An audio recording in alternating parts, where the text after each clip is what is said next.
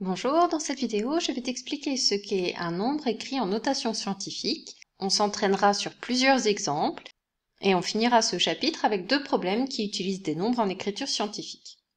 La notation scientifique, elle permet de connaître rapidement un ordre de grandeur de certains nombres, soit des très grands nombres, on l'utilise souvent en astronomie pour exprimer des distances entre deux planètes par exemple, soit pour parler de nombres très petits, comme par exemple la longueur du diamètre d'un atome.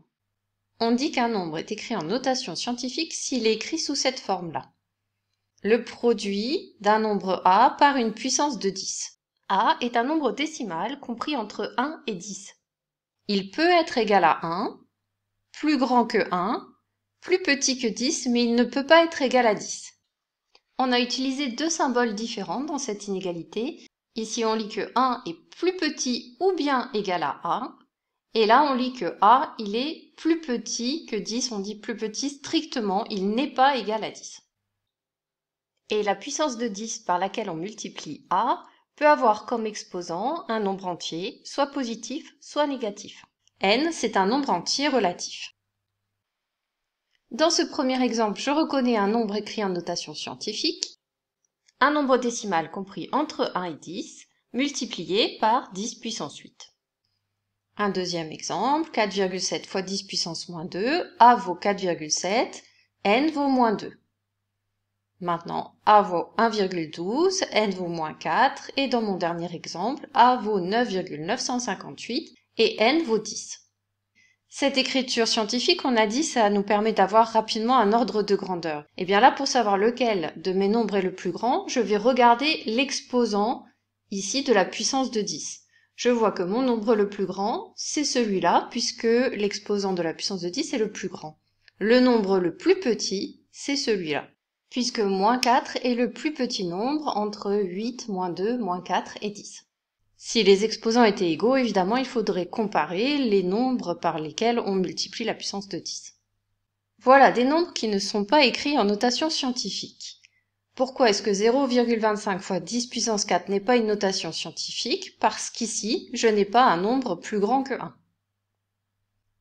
1 fois 5 puissance 8, ce n'est pas non plus une écriture scientifique, on a dit que c'était une puissance de 10, pas une puissance de 5.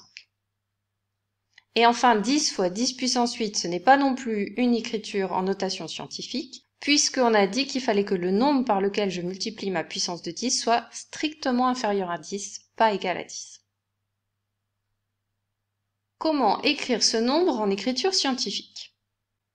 On va commencer par déplacer la virgule de façon à avoir un nombre compris entre 1 et 10.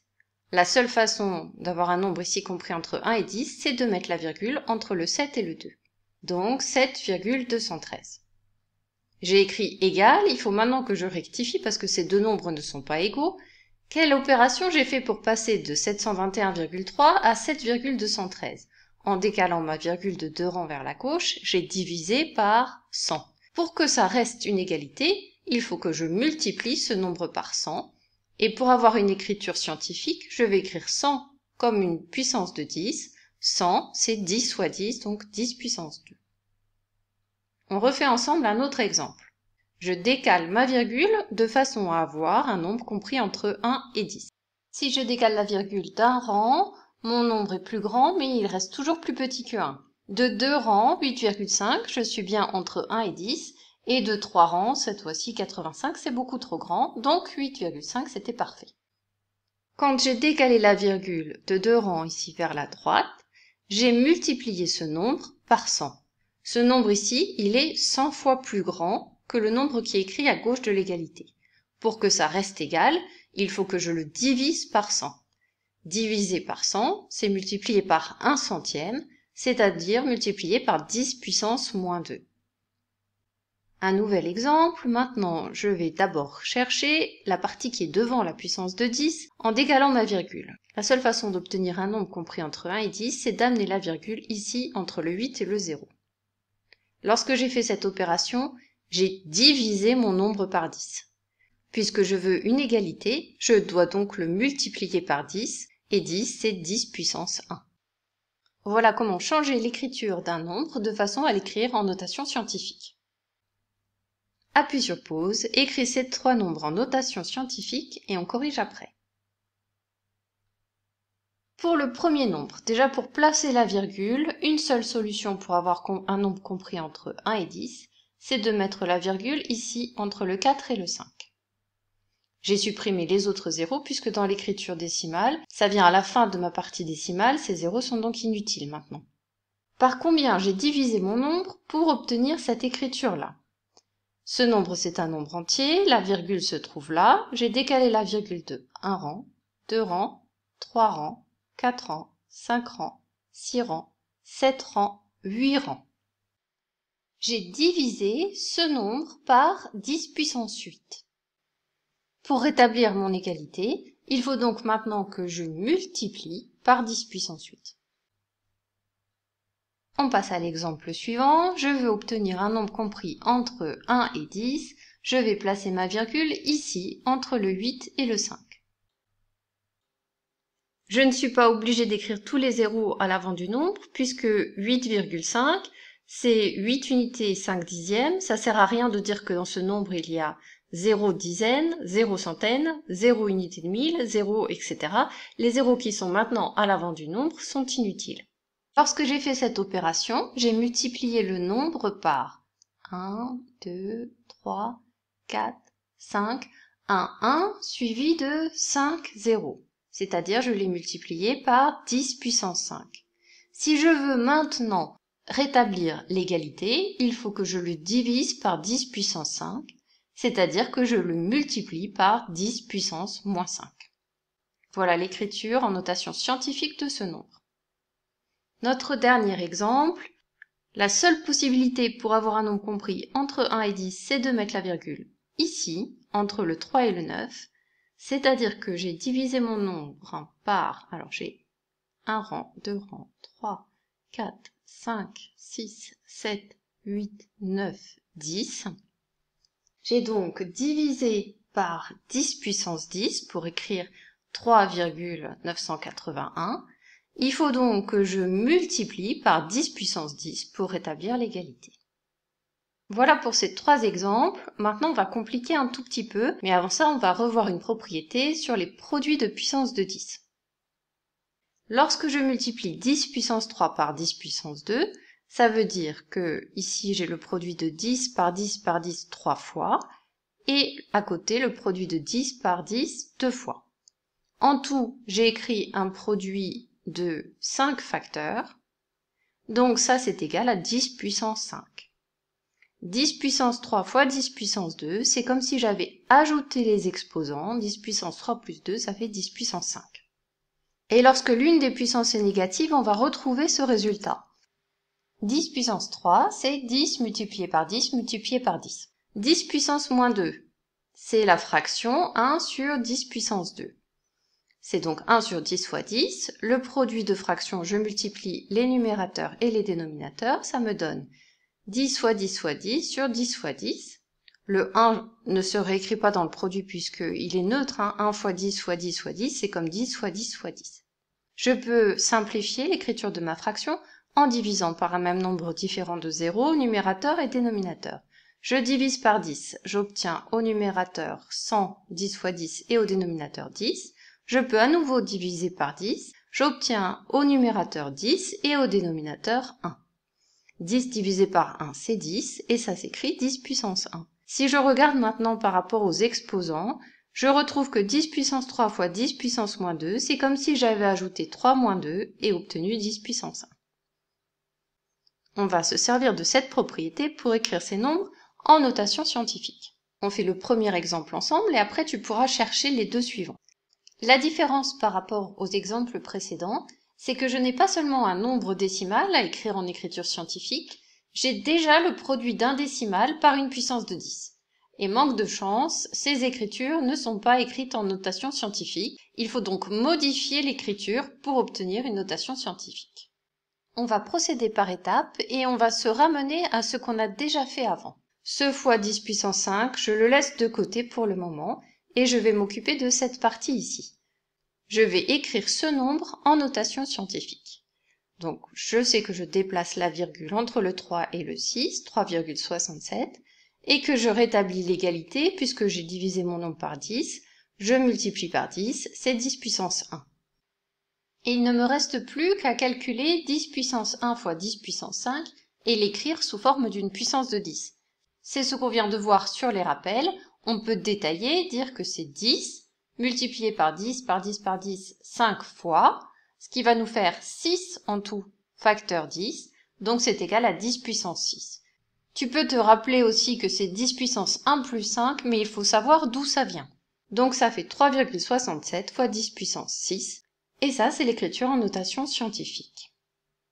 Appuie sur pause, cherche les deux exemples suivants, on corrige après. Je vais procéder de la même façon pour celui-là. J'écris fois 10 puissance 3, je m'en occupe après. Je décale la virgule dans ce nombre de façon à avoir un nombre compris entre 1 et 10, 6,7. Et je rétablis l'égalité, j'ai multiplié ce nombre par 10 pour écrire 6,7. Je divise donc par 10. Divisé par 10, c'est multiplié par 10 puissance moins 1. 6,7 fois 10 puissance moins 1 fois 10 puissance 3. Pour calculer ce produit, je peux réécrire la définition de chacune des puissances, dire que c'est 1 dixième multiplié par 10 fois 10 fois 10, et ça donne 10 puissance 2. Tu peux refaire le calcul à côté, ou bien ajouter ces exposants tout en te rappelant d'où ça vient. Pour le dernier exemple, je commence par recopier le produit par 10 puissance moins 2 et je m'occupe de ce nombre. Je décale la virgule pour avoir un nombre compris entre 1 et 10, je mets la virgule ici, 8,59, et je rétablis l'égalité. Là, j'ai multiplié par 10, je vais donc diviser par 10, c'est multiplié par 10 puissance moins 1. 10 puissance moins 1 fois 10 puissance moins 2, ça veut dire le produit de 1 dixième par 1 centième, ça fait 1 millième, c'est-à-dire 10 puissance moins 3, qu'on retrouve en faisant moins 1 moins 2, ça fait moins 3. Donc c'est égal à 8,59 fois 10 puissance moins 3. Voilà l'écriture scientifique de ces trois nombres. On passe à des problèmes.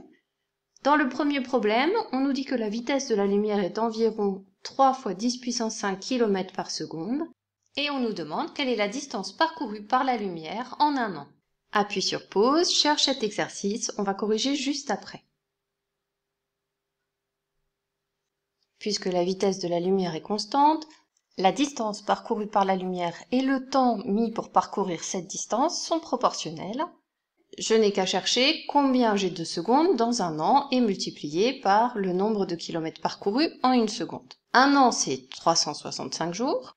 Puisque ce n'est pas précisé dans le texte, on décide qu'on va calculer la distance parcourue par la lumière pour une année qui n'est pas une année bissextile. Un jour, c'est 24 heures. Donc un an, c'est 365 fois 24 heures. Une heure, c'est 3600 secondes. Donc un an, c'est 365 fois 24 fois 3600 secondes. Pour connaître la distance parcourue par la lumière en un an, je n'ai plus qu'à multiplier ce nombre par 3 fois 10 puissance 5 et j'aurai une distance exprimée en kilomètres. Donc on y va, on multiplie tout ça par 3 fois 10 puissance 5. Et là, on peut prendre sa calculatrice, ce que je vais faire tout de suite. 365 fois 24 fois 3600 fois 3 fois 10 puissance 5. La puissance 5, ici il y a un x avec un exposant, c'est là qu'on écrit la puissance. Donc j'écris 5 et j'appuie sur cette touche pour avoir le résultat. L'écriture scientifique de ce nombre, elle nous le donne directement en écriture scientifique, ça c'est formidable, c'est 9,4608 fois 10 puissance 12. Donc la lumière parcourt 9,4608 fois 10 puissance 12 km, environ bien sûr, en un an. Et il ne nous reste plus qu'à écrire la phrase réponse et l'exercice est terminé. Un deuxième problème. La vitesse de la lumière est d'environ 3 fois 10 puissance 5 km par seconde, on vient de le voir. La distance du Soleil à la Terre est d'environ 1,5 fois 10 puissance 8 km. On voudrait savoir combien de temps la lumière met pour parcourir la distance du Soleil à la Terre. À toi de jouer, appuie sur pause, on corrige après. À nouveau, la vitesse de la lumière étant constante, on sait que la distance parcourue et le temps mis à parcourir cette distance sont proportionnels. On peut donc écrire un tableau de proportionnalité dans lequel on indique les distances en kilomètres et les temps en secondes. La vitesse de la lumière, c'est 3 fois 10 puissance 5 km par seconde. Donc j'indique 3 fois 10 puissance 5 dans la case de la distance, et pour le temps, c'est 1 seconde. La distance du Soleil à la Terre est d'environ 1,5 fois 10 puissance 8 km, donc j'indique ça dans cette case-là, et le temps que je cherche, c'est cet inconnu ici. Je vais l'appeler t, je n'ai qu'à faire un produit en croix puisque c'est un tableau de proportionnalité. Pour trouver t, je multiplie 1 par 1,5 fois 10 puissance 8, ce qui fait 1,5 fois 10 puissance 8, et je divise par 3 fois 10 puissance 5. Voilà le temps en secondes mis pour parcourir la distance du Soleil à la Terre. Alors on aimerait bien que ce soit écrit un peu plus simplement. On va séparer cette écriture, on va couper l'écriture avec les puissances de 10, en utilisant la propriété pour multiplier deux fractions. Je multiplie les numérateurs entre eux et les dénominateurs entre eux. Ben là je fais l'inverse, j'ai déjà multiplié mes deux fractions, je retrouve mes fractions séparément. 1,5 divisé par 3, ça fait 0,5. Et maintenant, je vais essayer de simplifier cette écriture. 10 puissance 8, c'est 10 fois 10 fois 10 fois 10, 8 fois. Et 10 puissance 5, c'est 10 fois 10 fois 10 fois 10, 5 fois. Je vais simplifier cette écriture. À chaque fois que je peux, je divise le numérateur et le dénominateur par 10. Je peux le faire une fois, deux fois, trois fois, 4 fois et 5 fois. Il me reste 1 au dénominateur et un produit de 3 facteurs au numérateur, donc c'est 10 puissance 3. Donc ce temps est égal à 0,5 fois 10 puissance 3, c'est égal à 500. N'oublions pas que l'unité c'est des secondes. Donc la réponse est la lumière met environ 500 secondes pour parcourir la distance du Soleil à la Terre. Ce serait bien qu'on convertisse ça en minutes et en secondes. Comment je fais pour calculer une durée qui est en secondes en minutes et secondes? Je divise par 60. J'effectue la division euclidienne de 500 par 60 puisque dans une minute il y a 60 secondes. 60 fois 8, 6 fois 8 ça fait 48, donc 60 fois 8 ça fait 480. Pour aller à 500, j'ajoute 20. Ça signifie que dans 500 secondes, j'ai 8 minutes et 20 secondes. Donc la lumière met environ 8 minutes et 20 secondes pour parcourir cette distance. Ce cours est maintenant terminé. À bientôt!